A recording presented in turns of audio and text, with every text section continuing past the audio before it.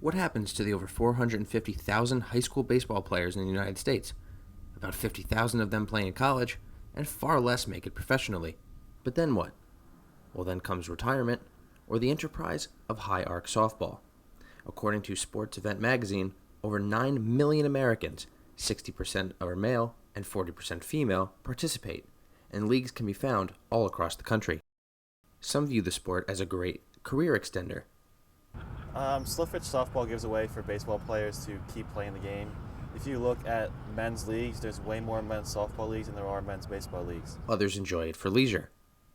For those well past their youth, softball provides a feeling of what was, without as many physical rigors. I'm getting older. Baseball takes a hard toll on your body, so having the modifications of shorter bases, shorter distances, slower pitching, kind of just makes it enjoyable.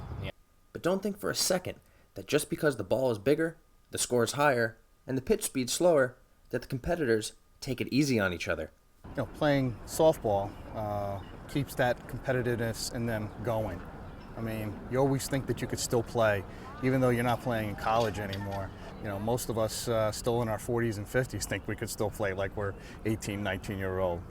It's no secret that we Americans value our time, which is what makes softball that much more appealing. It doesn't take very long. The game's very laid back, there's no coaches, it's chill, no one yelling at you, you don't have practices, you show up, you play for an hour and a half, and you go home. Fits into work schedules, fits in a school life, it's perfect. Slow pitch softball sometimes carries the stigma of being a sport for older men, past their athletic expiration date. It's considered like an old man sport or like a girl's sport, is what we hear.